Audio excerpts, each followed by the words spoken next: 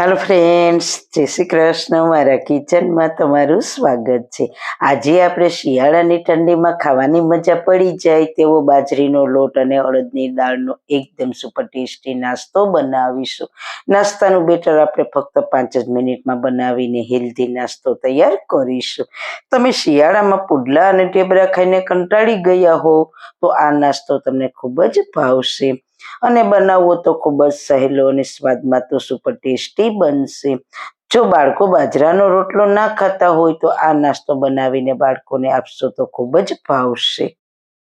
તો ચલો નાનાથી લઈને મોટા સુધી બધાને ભાવે તેવો સુપર ટેસ્ટી નાસ્તો બનાવવાનું સ્ટાર્ટ કરીએ. રેસીપી સ્ટાર્ટ કર્યા પહેલા જો તમને મારી રેસીપી ગમતી હોય અને હજુ સુધી ચેનલને સબસ્ક્રાઇબ ના કરી હોય તો પ્લીઝ સબસ્ક્રાઇબ કરજો અને બાજુમાં આપેલ બેલ આઇકન પ્રેસ કરજો એટલે નવી નવી રેસીપીના નોટિફિકેશન મળતા રહે. વાળના તમામ પ્રકારના પ્રોબ્લેમ સોલ્વ કરતું આયુર્વેદિક તેલ જે અમે લોકો ઘરે જાતે તૈયાર કરીએ છીએ, કોઈ કેમિકલ્સના ઉપયોગ વગર, બિલકુલ નેચરલ છે. ઘણી આયુર્વેદિક જડીબુટી ભેગી કરી આ આયુર્વેદિક તેલ તૈયાર કરવામાં આવે છે. જો તમારે ખરીદવું હોય તો તેના ઓર્ડર અમે લઈએ છીએ. ઓર્ડર કન્ફર્મ કરવા માટે વોટ્સએપ નંબર સ્ક્રીન ઉપર જોઈ શકો છો. જો તમારે આ તેલનો પૂરો વિડીયો જોવો હોય તો તમને આ ચેનલ પર મળી જશે અને ડિસ્ક્રિપ્શન બોક્સમાં લિંક પણ મૂકેલી છે. સૌથી પહેલા સુપર ટેસ્ટીની સાથે સાથે હેલ્ધી નાસ્તો બનાવવા માટે 1 કપ બાજરાનો લોટ લીધો છે. સાથે 1/4 કપ અડદની દાળને સારી રીતના ધોઈને 3 કલાક પલાળી દીધી હતી. તો આ રીતના દાળ તૂટી જાય એવી પલળી જાય પછી બધું એક્સ્ટ્રા પાણી કાઢીને નાસ્તાને તૈયાર કરીશું. જો તમારે આ નાસ્તો સવારે બનાવવો હોય તો તમારે રાત્રે દાળને પલાળી દો તો પણ ચાલે. હવે નાસ્તાનું બેટર બનાવવા લઈશું મિક્સર જાર. તેમાં દાળમાંથી બધું પાણી નિતારીને અડદની દાળ ઉમેરી દઈશું. સાથે 1 કપ બાજરાનો લોટ લઈશું અને 1/4 કપ જેટલું થોડું ખાટું દહીં ઉમેરીશું. જો ખાટું ના હોય તો મોળું પણ ચાલશે. સાથે આપણે 2 મીડિયમ તીખા મરચાં અને 1 ઇંચ આદુના ટુકડા ઉમેરીશું. થોડા મીઠા લીમડાના પાન, અડધી ચમચી જીરું. હવે નાસ્તાને એકદમ ટેસ્ટી બનાવવા માટે 1 નંગ બટેટાના ટુકડા ઉમેરીશું. કાચું કે બાફેલું ગમે તે ઉમેરી શકો. જો તમારે બટેટું ના ઉમેરવું હોય તો તેને સ્કીપ પણ કરી શકો. બટેટા વગર પણ બનાવી શકાય. હવે 1 કપ કરતાં થોડું ઓછું પાણી ઉમેરીને બધી જ વસ્તુને પીસી લઈએ. એકદમ સ્મૂથ પીસી લઈએ. એકદમ સરસ સ્મૂથ પીસાઈને તૈયાર થઈ ગયું છે. પીસાયેલા બેટરને એક બાઉલમાં ટ્રાન્સફર કરી લઈએ.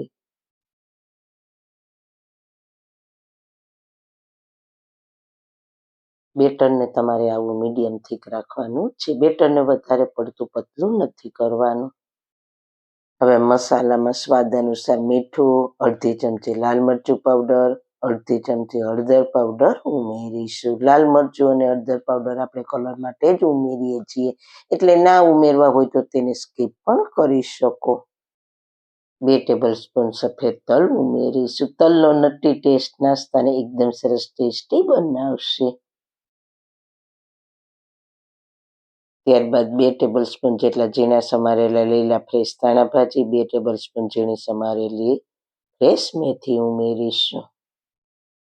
2 ટેબલ સ્પૂન ઝીણું સમારેલું કેપ્સિકમ, 2 ટેબલ સ્પૂન છીણેલું ગાજર, 2 ટેબલ સ્પૂન ઝીણું સમારેલું ટમેટું, 2 ટેબલ સ્પૂન ઝીણી સમારેલી લીલી ડુંગળી અને 2 ટેબલ સ્પૂન કાચી મકાઈના દાણા ઉમેરીને બધી જ સામગ્રીને સારી રીતના મિક્સ કરી લઈ. આમાં તમને જો ભાવતા વધારે શાકભાજી ઉમેરી શકો છો અને ના ભાવતા શાકભાજીની સ્કીપ પણ કરી શકો છો. મિક્સ થઈ જાય પછી 1 ચપટી કુકિંગ સોડા ઉમેરીને સારી રીતના મિક્સ કરી દઈએ. તમારે નાસ્તો બનાવવો હોય ત્યારે તેમાં કુકિંગ સોડા ઉમેરવા. તમે સોડા વગર પણ આ નાસ્તો બનાવી શકો છો અને સોડાની જગ્યાએ ચપટી ઈનો પણ ઉમેરી શકો છો. હવે નાસ્તો બનાવવા માટે બેટર આપણું તૈયાર છે. તો હવે નાસ્તો બનાવવા માટે આવી નાની પેન લીધી છે. જો તમારી પાસે આવી નાની પેન ના હોય તો તમે ગમે તે રેગ્યુલર તવીમાં પણ આ નાસ્તો બનાવી શકો છો. પેનમાં થોડું તેલ લગાવીશું. તેલ લગાવીને થોડા સફેદ તલ સ્પ્રિંકલ કરીશું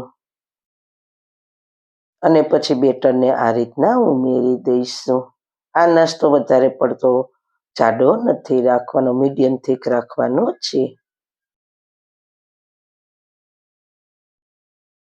ઉપરથી થોડા સફેદ તલ સ્પ્રિંકલ કરીશું. પછી ઢાંકણ ઢાંકીને એકદમ મીડિયમ ગેસની ફ્લેમ પર નાસ્તાને 3 મિનિટ થવા દઈશું. બાજરીના લોટને કૂક થતા થોડો સમય વધારે લાગે છે, એટલે નાસ્તાને ધીમા ગેસની ફ્લેમ પર સારી રીતના એક બાજુથી સરસ ક્રિસ્પી થાય ત્યાં સુધી થવા દેવાનું. સાઈડ ચેન્જ કર્યા પહેલા ઉપરથી થોડું તેલ લગાવીશું.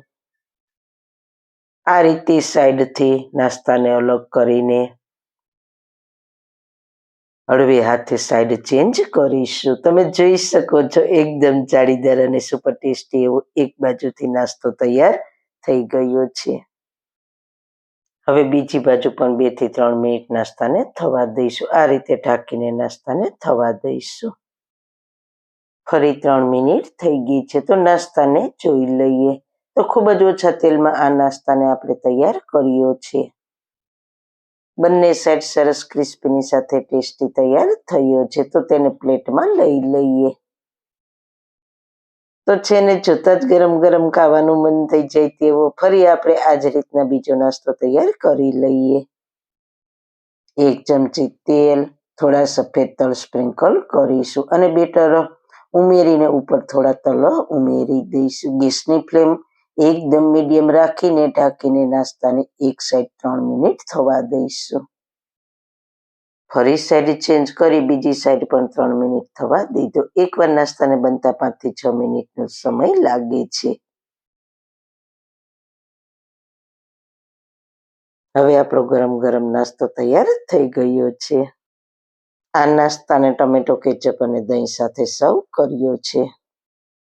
તમે જોઈ શકો છો આપણો નાસ્તો બહારથી એકદમ ક્રિસ્પી અને અંદરથી એકદમ કૂક થઈને સોફ્ટ તૈયાર થયો છે.